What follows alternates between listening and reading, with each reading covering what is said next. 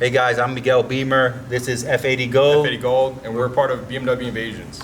And today we're at Euromotive Performance and we're talking about a maintenance issue, a potential maintenance issue on your S55 engines, which is upgrading your charge pipes. So a lot of people don't know really, when you upgrade your vehicle, going from either bolt-on, stage 1, stage 2, the possibility of you having a failure on your charge pipes, which is made of plastic, is high. Because a lot of airflow is going into these charge pipes, and the possibility of it cracking right over here in the front is relatively high, like I said.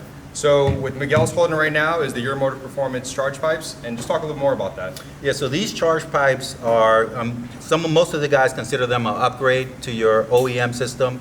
So they're a different material. The OEM ones are plastic.